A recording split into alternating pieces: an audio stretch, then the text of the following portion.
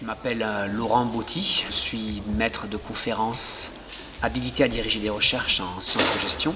Donc, je suis rattaché à l'Université de Perpignan, laboratoire CRESEM, et plus particulièrement, j'enseigne au sein de l'Institut d'administration des entreprises. J'ai fait un doctorat à l'Université de Montpellier 1, fin des années 2000, et depuis le début des années 2010, je suis en poste à l'IAE de Perpignan, au sein du département Management du tourisme, dans lequel je suis responsable pédagogique du master tourisme.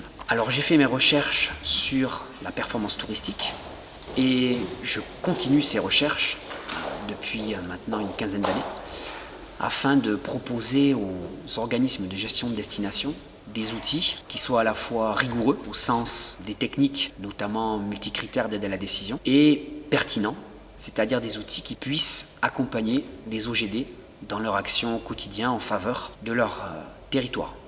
Donc nous avons adopté une logique en 3 temps pour cette conférence ici à l'ISTIA à Foix. Dans un premier temps, j'ai présenté les éléments de cadrage pour que tout le monde comprenne bien ce qu'est le concept de performance touristique, ce qu'est le concept de compétitivité touristique, pour que tout le monde comprenne bien que derrière ces concepts, il y a une littérature conséquente, des modèles à connaître, notamment le modèle de Ritchie et Crouch, celui du World Economic Forum.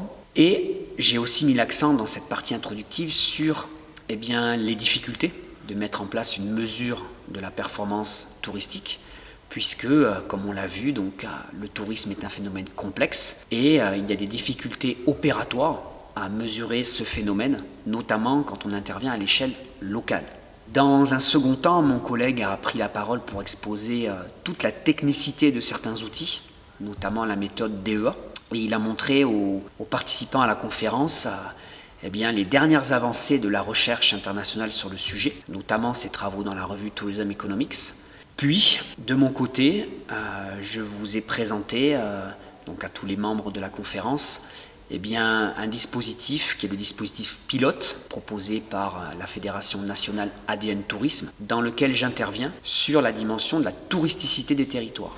Donc mon travail à ce niveau-là en tant que chercheur consiste à créer des connaissances, à produire des outils, à produire des modèles qui permettent aux offices de tourisme, en l'occurrence, de disposer de tableaux de bord avec des indicateurs leur permettant d'orienter leur stratégie et pratique. Merci beaucoup. Allez-vous sortir bientôt un livre, un ouvrage, ou bien voulez-vous nous parler de votre plus récent ouvrage ? Oui, tout à fait, merci.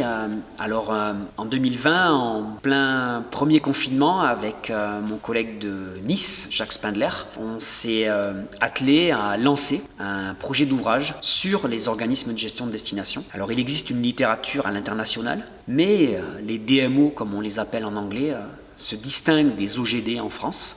Et il n'y a pas de recueil de connaissances sur le champ des OGD en langue française.